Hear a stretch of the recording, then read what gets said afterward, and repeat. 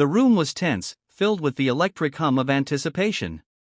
Cameras clicked, reporters scribbled in their notepads, and politicians exchanged stiff smiles that hid deeper rivalries. On one side of the stage stood Senator Elizabeth Warren, fiery and determined, her voice sharp as she argued her case.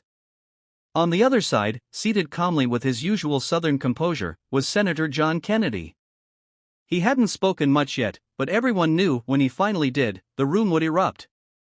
The confrontation began almost suddenly. Warren, in the middle of a passionate speech about fairness and financial reform, gestured toward Kennedy with an intensity that couldn't be ignored. Her voice grew sharper, angrier. She accused him of undermining progress, of standing in the way of what she called justice for the people. Kennedy sat back, unfazed, a faint smile tugging at his lips. It was the kind of smile that said he had heard these attacks before, and he was prepared to answer. But before he could, Warren crossed the line. "Security," she barked, her voice cutting across the room. "Remove him." Gasps filled the chamber. The cameras zoomed in instantly. People exchanged stunned looks. Was this really happening? Was Elizabeth Warren, a sitting senator, calling for another senator to be forcibly removed from the stage?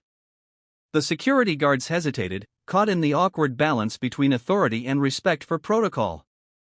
Kennedy slowly rose to his feet, his presence suddenly towering. He didn't yell. He didn't rage.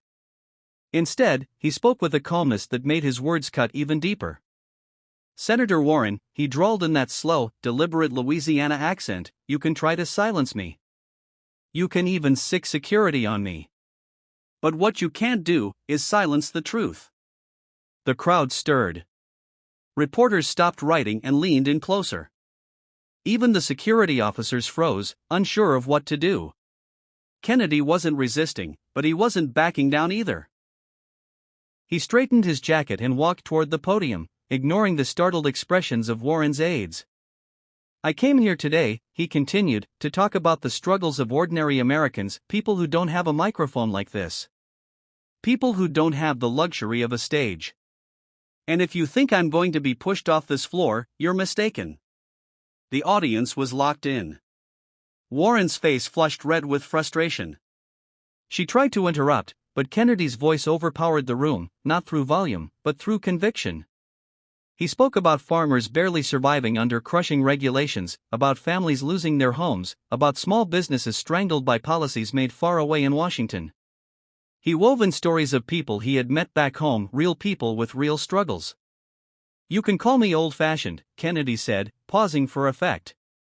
"But I still believe this government belongs to the people. And I won't stand here and let politics turn into a shouting match where the loudest voice wins."